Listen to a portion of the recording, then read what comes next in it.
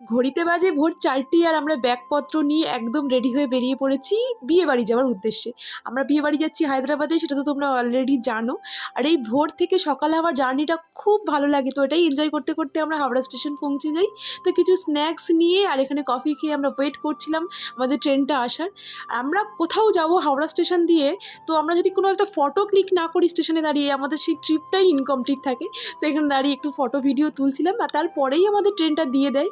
তো এত ভিড় দেখে তো ভয় পেয়ে গিয়েছিলাম, ওই জন্য ফোন টোন ব্যাগে রেখে দিয়েছিলাম।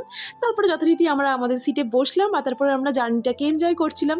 আর ট্রেন যেখানেই থামছিল আমি একটু নামছিলাম, আমার বেশ ভালো লাগে এই যে নামবো আবার উঠবো। যাই হোক, মা খুব বকা দেয়, যাই হোক। তারপরে এগুলো খেতে খেতে আমরা আমাদের ডেস্টিনেশনে পৌঁছে যাই। আর এখানে জেঠিমা দাদা দুজনেই নিতে এসেছিলো। তো মা জেঠিমাকে অনেক দিন পরে, মানে অনেক বছর পরে দেখে গল্প শুরু করে দিয়েছে। আর আমরা নেমেই আমার দাদাকে পাঠিয়েছিলাম জল আনতে, ওইটাই আনতে গিয়েছিল।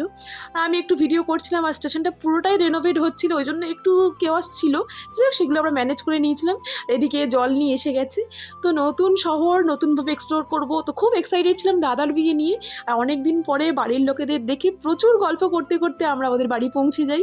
তো বাড়ি এসেই ফ্রেশ হয়ে এখানে আইসক্রিম নিয়ে বসেছি। আর শুধু আইসক্রিম না, আইসক্রিম খেতে খেতে বিয়ের সব শপিংয়ের শাড়ি দেখছিলাম। শাড়ি দেখতে কার না ভালো লাগে বলো। তো আমাদের গ্রুম এখানে ওর বউয়ের জন্য, ওর মায়ের জন্য কী কী শাড়ি কিনেছে সেগুলোই দেখাচ্ছিল। তো এগুলো পরে কিছুদিন পরেই ভিডিওতে তোমরা দেখতে পাবে ওদেরকে কেমন লাগছে। ততক্ষণে শাড়িগুলো কেমন লাগছে আমাকে অবশ্যই কমেন্ট সেকশনে জানাতে পারো। এটা হলো ওর রিসেপশনের শাড়ি, আর এটা হলো ওর বিয়ে করতে যাওয়ার ধুতি পাঞ্জাবি। তো বিয়ে রিলেটেড আরও ভিডিও আসবে চ্যানেলে, তার জন্য অবশ্যই চ্যানেলটা সাবস্ক্রাইব করে দিও।